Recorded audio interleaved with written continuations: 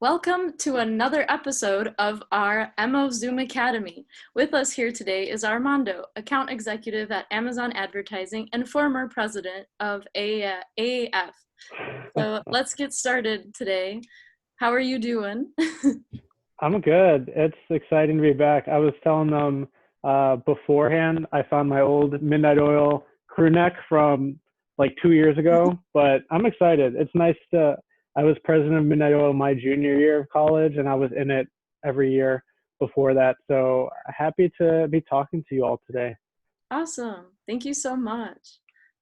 All right. So our first question is, what is your favorite part of being an account executive at Amazon Advertising? That's okay. There's a lot. It's not like I'm because I don't like it. It's so I don't know if you all knew. I didn't really know before, so I'll explain it. Like what the heck I do for my job because I didn't know what an account executive at a tech company does. So basically, like my job is to work with small and medium-sized businesses. I'm an entry-level AE or entry-level account executive, and my job is to work with these small and medium-sized businesses to help them grow their brand and grow their business overall through Amazon advertising. So if you go to Amazon.com and you search for product, you'll see like the little sponsored products and things like that. So like I help advertisers and smaller brands literally grow by just helping them to make their products more discoverable. And so that's the job in a nutshell. There's a lot of different things that I do. And I think like the one thing there's a lot of things that I do really like. And I think it's two things. So I'll give you two things. One is like specific to the job.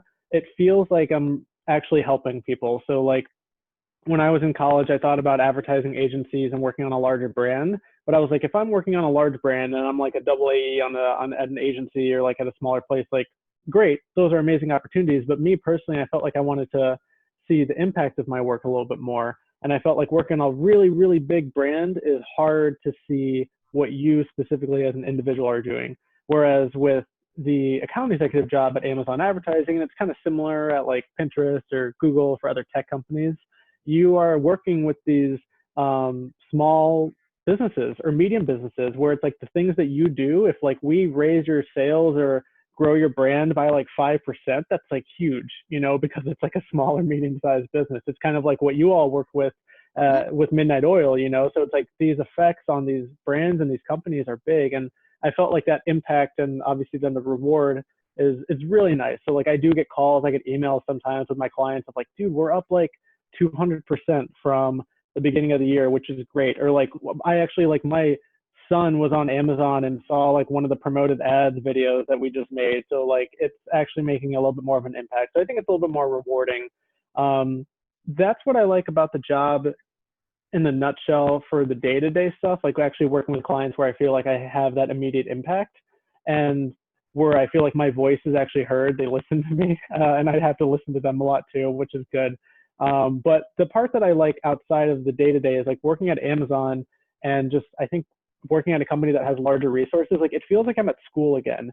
So like when you're at a college student, you have your ultimate goal, which is graduation. Like you got to do your classes, get good grades, graduate. That's like my day job. So like I got to work with my advertisers. I have to prove and deliver results for them.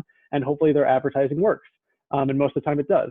And the rest of it though is like extracurricular stuff, like just how like you have your social life at school, you do extracurriculars that help you like figure out more things that you want to do. Amazon feels like I'm at a university again because there's literally so many different projects going on at once where I'm like, I right now am working with like diversity, equity, inclusion initiatives. I'm also working with like small localized programs, and like I'm working specifically like on a certain product team, helping them to like spread more knowledge throughout the organization about like product updates that are really important for the business. And so it's like it's kind of what a university feel where it's like if you want to do and learn about a specific thing, like there's something out there. Like Amazon's huge. They do a lot of different things, and like if you want to focus on a particular area of your professional career to learn more about, you can do that. So those are two long-winded answers, but like I said, just the reward and the impact on clients and like that university feel where you can kind of dabble your toes into things that you're actually really passionate about and not just get stuck in one sort of job. Awesome. That's I know, just- I like how you mentioned that you can kind of see your AF experience translate over into your job, which is like so awesome. That's what we like are looking to for and looking to see in the future, which is just awesome. Kind of going into the next question here. Since COVID is kind of taking a toll on everyone, what does your typical work day look like now? Is it different from when you were in the office? What's it kind of looking like now at this moment? Tell us about it, what your typical day-to-day looks like. I feel like my day to day hasn't changed too much. Like, I think that we're all in advertising, like, we're all modern students too. If we have a laptop and good Wi Fi, we can do our job. So, like, I feel like my day to day hasn't really changed in terms of the work. Like, I still get on the phone with clients, I still have meetings with them. I can access all the reporting and data and systems that I need from my work laptop from anywhere through the VPN. So, like, the work stuff hasn't changed as much. I think what has changed is like how people are interacting, and somehow, and like for some people, including myself, like um, what they value and how they use their time. So like um, I, for one, like when I was in the office, like I do miss the social aspect, but I remember being in the office, like I would get distracted really easily, or I would like, take walks, or like a teammate would need my help and I would have to go help them, or I would need someone's help and I'd have to, go help or go get help from them. So it's like, it almost like feels like your day is a little bit more interrupted. And I feel like at home, I'm much more in control of like the emails that I get and like the meetings that I get. Like if I actually need to talk to someone, like I need to make a little bit of an extra effort in order to schedule that, and I guess it's pro and a con because like I'm not interrupted as much. I feel like I'm much more focused and a little bit more efficient at home, but like it's harder to reach people sometimes and it just kind of feels weird. I think the other thing too is it's like all the little, I'm sure you all have noticed this. I'm sure you all have noticed this, like with Midnight Oil in your classes right now, like the nuances of just not being in the same room as people. Like you can't have side conversations. You can't like just like feel the aura in the room and actually get that interpersonal interaction. So I do miss that, but like I think the core day to day of my job hasn't changed, and I'm fortunate I'm in a role that I'm not required to go anywhere necessarily, but I'm anxious to see like as people start to get rolled back in the office, like kind of some of those changes, how they happen with meeting cadences or like just the social interactions. I feel like people are still going to be really hesitant to be social once they actually get back in the office whenever that is. For sure. That's fair. Yeah, no. So are you, I guess you've been working remotely from home since March, is that correct? Yeah, so I've been working remotely from home since I think the beginning of April it was, and then I am not going back into the office and probably until like next year. Like that's the communication that we've gotten. Interesting. Is that just the company policy? Is that because like the workspace that you're in is so, there's a lot of people and things like that? My office, so like I started out in the Chicago office. The Chicago office was really crowded, so like they're kind of like people right next to each other and stuff like that. So I totally get that. The DC office, which I moved to, is a little bit more spread out. There's less people, but like so I feel like we would get the opportunity to work in the office if we needed to because that environment is a little bit more spacious. But it's just a policy right now. Like they're not trying to make anybody go back if they don't need to, and I don't mind that. Yeah, that's fair. I guess did it for me personally when we came through school and things late March, I just had like kind of a plummet of like productivity, like I was doing all these things and just right down the toilet, like my motivation kind of died down. I wondered if you had a similar experience, and especially how did that feel pressure wise, because it was like a real job that you had real obligations for.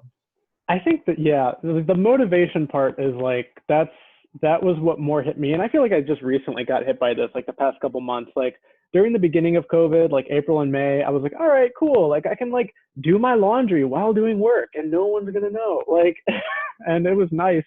And so I felt like my life was a little bit more in order there. I felt like I was getting the rhythm of things. And then like what happened, like I said, this started happening like the past 2 months where I just felt like, all right, another day where I wake up and then walk 5 steps and I'm at work and just at a computer. And like, I think that I was feeling I was feeling the monotony of like the job and like just being sucked into the computer. And I think that like you've all heard those tips of like, you take walks, or like you go to like, you break up your day and things like that. So like, I felt like I really needed to do that more. And I like started taking more walks in the middle of the day. I like, spaced out my work a little bit more. So like, it just wasn't getting as monotonous. And I asked for more projects that were a little bit more engaging to like keep me sucked in there. So I definitely felt like my motivation dip recently, because it's just been like sustained. Like, oh, now it's been like what, like 5 months, and it's just been like sustained behavior every single day, the same thing. So I feel like it finally kind of caught up to me. Yeah, that's hard. I experienced the same thing with like having to wake up and just like work in the same space. So I do Yeah, try to go on walks every once in a while, but it is very difficult. I'm glad you're getting through it. Um, yeah, we're all I getting through it. We're all going through the same thing. I guess if we want to go back to reminiscing, we were a little bit curious about how your experience in AAF influenced your career and how you decided on your specific role within an agency. um, AAF AF is literally the reason I got my job. so, so like the fact that you all are still doing this and AF is like still alive and well is amazing. Like I think I joined AF my freshman year, first semester. I found out about it right away. Like I came in as an advertising major, so everybody was like, "Oh, like if you're an advertising major, you need to do AF." And I was like, "Okay, cool." So I joined OTH and I joined Midnight Oil and Control V my freshman year.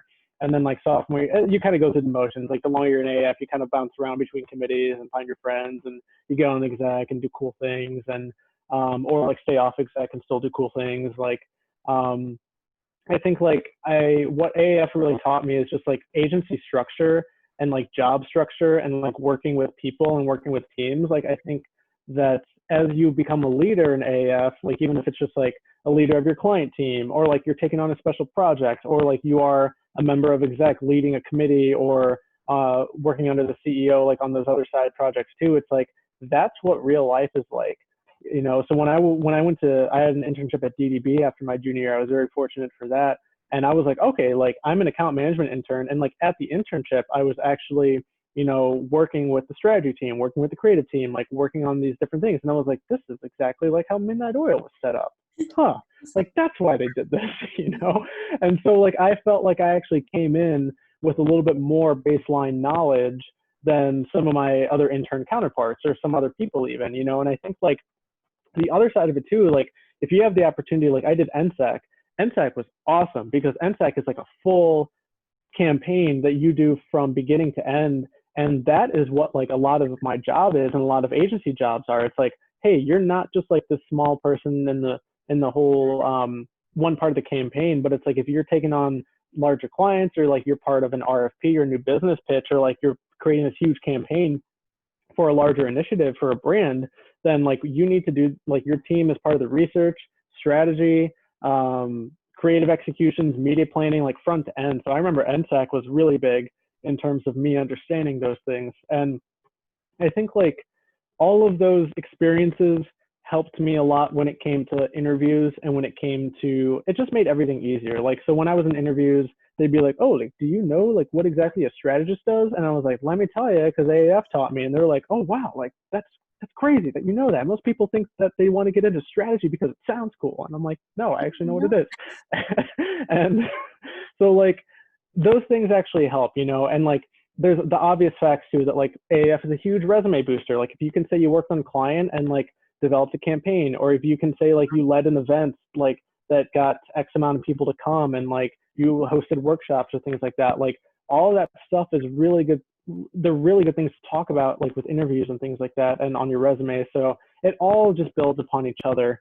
In terms of the second part of your question, like why it was the second part of your question more like why I ended up going with Amazon, or like what that process was like, or what exactly? I guess like which role like you preferred in an agency and like how you figured that out. So like I was bouncing around so much. Like I remember my freshman and sophomore year, I was like, I want to be an art director. And then towards the end of my sophomore year, I was like, actually, I want to be in production. And then my junior year, I was like, account management sounds like the thing for me. And I realized like I was just bouncing around so much. And I think a lot of people do that. Like college is a time for discovery. and finding out like what your true passions are. And what happened for me was I was like, okay, like what do I actually really want to do every single day? Like what's the kind of thing that like I don't really get frustrated with and that I find myself getting lost with? And this is where AAF and also like the courses specifically for me really helped out. Like I found out in AAF when like in NSAC, when I actually had to do the research and like work with the strategy, that was what excited me. Like my favorite classes were like consumer insights and Patrick Vargas's like research class. And like with Shahar, I was the research person for the Sandwich project. So like I loved all that stuff. And I was like, all right, if I have a passion for like combing through qualitative and quantitative data and then finding some sort of insight, like that's literally the textbook definition of strategy. And that's actually what I like. So it took me a while for me to come to terms with what I was actually passionate about and what I liked. But when I did, I found that that landed on strategy. And so when it came to like looking into roles, then I'm sure you're well aware, like strategy jobs and internships are really hard to come by and they're really, really competitive. So I felt like I was at a little bit of I felt scared a little bit. Like I didn't know what to expect when it came to that. But like I just kind of kept pushing forward. I networked a lot, talked to a lot of strategists, like made a portfolio, and I took Peter Sheldon's advanced creative classes, and those helped a lot too, even with strategy. And so I felt like what I did was I just like focused towards the end of my junior year and senior year in terms of what I wanted. And luckily things came out of it. And then like some of the jobs that were afforded to me were like entry-level strategy jobs. And then the job that I have right now at Amazon is like a hybrid of like strategy and account management, a little bit of media planning too. So like it ends up working out. I think like in terms of advice, like I always tell this to people in terms of like finding their passions, like just like keep check of yourself, or check yourself when you find yourself getting lost in something or when you find yourself like really enjoying something, because like even if it is like a hobby, you may actually realize there's an opportunity to turn that into a job, or, you know, or even if it's like a school project, like what are the things that you find yourself like volunteering for, you know, and those are the things that help you determine what is the actual path that you want to take your career into. Cool. I don't know, I loved hearing about your little background there. That was awesome. What would you say your most memorable experience in AAF was? Does barn dance count? Yeah, Like, that counts. barn dance was fun. I think like barn dance and formals, those were always fun. Like it was just like you realize how big AAF is, and you realize like how much it impacts people in the sense of a community and like something to do on a Saturday night, and it's like it's just a good time. I think in terms of like AAF specific stuff, like more work stuff, like when I was in NSAC, I was a presenter for the final plans book and the final campaign in Indiana. So like we traveled to Indiana. It was a lot of rehearsing. It was super, super stressful, but the actual presentation and going up against the judges and just putting everything on the table there, like that was really fun. And I felt like it was a really good moment for team camaraderie and like, hey, like this is like the final, you know, the final boss of like, this is what we all got to go against, and we made it happen. So I'd say the like barn dance formals were always fun, but then like NSAC presenting in South Bend, Indiana was like super, super fun too. Awesome. Fair, very fair. That's what we're missing the most, I think, this semester. But next semester in the spring, we're hoping for it. I hope so. I hope so too. Right. This was a question that we had asked, I think, almost every single one of our interviewers for Midnight Oil this year. And I'm really curious to know what your answer with this would be. What is the most, whether it's an AAF or in your career, what's the most challenging client or project that you've had to work on? What were like the parameters of that? And what was the thing that kind of got you through that challenge? That's a good question. I'm trying to think of all the hard things I've done in my life. I think like, oh man, I would fail this interview. No. You're good. I think like, I think this isn't necessarily like maybe like a specific client challenge, but this happens all the time at work.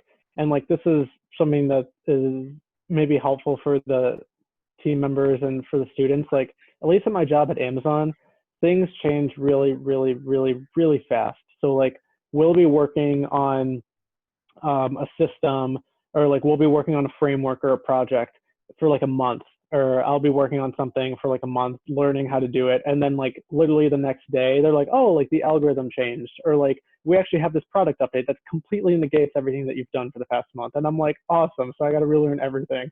And like, I think that in itself, like that process has had individual effects on like some clients or some of my work. And like, it's a blessing and a curse. Like it's a blessing because we're on a rocket ship. We're changing so fast. Like things are changing very rapidly. So we know that we're on the forefront of that change, and then we're on the forefront of innovation. But then when it comes to the challenge, it's like, how do I plan for everything changing all the time? And that makes things really hard. So like some things that I've had to learn how to do is like how to be extremely adaptable, where it's like, all right, like how do I make my own internal resources, like the people that I work with, my notes, like my internal documents, like extremely adaptable so that like they can change any minute and I can stay on top of things. Like how do I also set aside my time and like prioritize my time for learning too? Like I literally have like calendar blocks of like every couple of days I'll have like an hour where I just like go through product updates or go through emails of like these new trends in the industry. And I think like overall what that teaches you as a person is just like, especially if you're in digital marketing, especially in your advertising changes on a whim. Like I don't even want to imagine what being like the owner of like Wendy's Twitter is like, where they have to respond to everything. But like that's our industry. You know, our industry is being adaptable and being fast and being quick to hop on things when you need to. And so like personally in my job and at Amazon, like those things change a lot, but like that has developed a core skill in me. I feel like where I'm like, they tell me those changes now. I'm just like, all right, it's a Tuesday. Like, here we go, you know, and you just roll with the punches. And I think like for then advice, I guess like transferring this to advice now, it's like, you know, try to get experience in things that change really fast. Like I was a social media intern for a little bit, and like social media changes really fast. You know what I mean? So it's like find experiences where you feel like you're on your toes a lot, because that's going to teach you, like being on your toes and having multiple things literally forces you to prioritize, and it forces you to become more efficient.